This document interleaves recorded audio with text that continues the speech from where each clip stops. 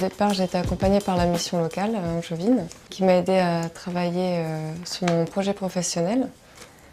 J'avais besoin urgemment de trouver un métier et j'ai vu l'annonce du Cavier qui recherchait une femme de chambre. J'ai pas fait de formation, mais mon supérieur a vu que j'apprenais très vite mon travail, que j'étais motivée et que je faisais les choses correctement. Du coup, ça a suivi par un CDI. Alors, les compétences pour être femme de chambre, il faut être organisée, rapide, respecter les 20 minutes par chambre. Il faut procéder par étapes, suivre les bonnes étapes pour que la chambre soit correctement faite. Il faut être polyvalente parce que parfois on est amené à aider aussi les collègues dans d'autres postes. Et pour faire les chambres, il faut savoir s'adapter aussi aux situations parce que parfois les clients veulent changer. Les journées ne sont pas toujours les mêmes.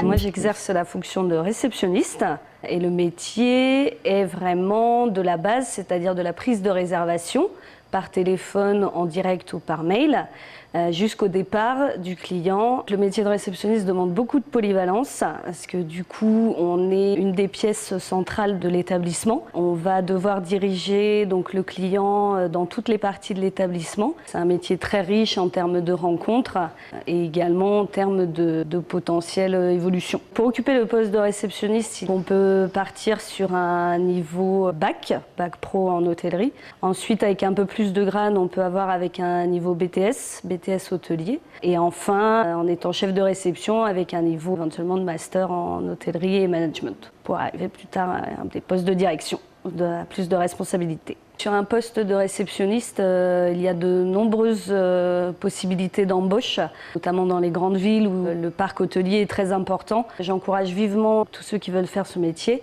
à pratiquer beaucoup en entreprise. Et pour exercer ce métier, les qualités requises, donc la première, c'est vraiment d'avoir un bon relationnel. Et surtout, la base du métier, c'est d'avoir le sourire.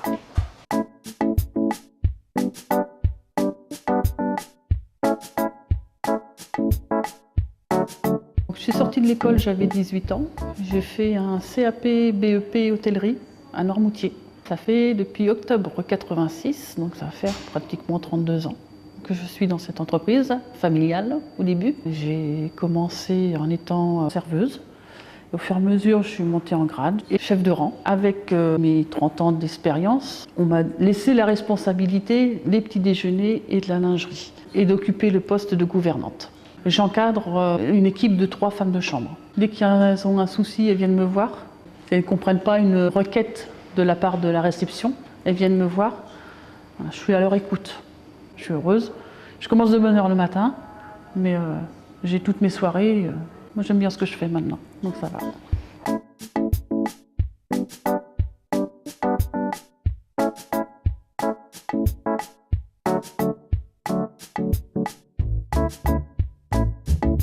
Pour être directrice, il faut démarrer en bas de l'échelle pour pouvoir connaître chaque poste et ses problématiques. Après, pour ma part, j'ai appris le métier depuis toute petite puisque c'est une entreprise familiale et que donc ça fait 21 ans que je suis dans la structure. Alors, le secteur de l'hôtellerie recrute beaucoup. Il n'est pas obligatoire d'avoir un diplôme. L'expérience souvent est beaucoup plus importante pour nous et surtout la motivation, l'écoute et l'envie de progresser. Nous, dans nos structures qui est assez grande, on propose toujours une polyvalence. On a les deux. On a des gens qui aiment au contraire changer de poste et faire diverses choses et il y en a d'autres qui au contraire préfèrent être toujours au même poste, ça dépend vraiment de chacun. Si j'avais un message à faire passer aux jeunes, ce serait vraiment de choisir leur métier par passion, de réfléchir à une voie qui vraiment leur donne envie de se lever le matin et les motive tout au long de la journée.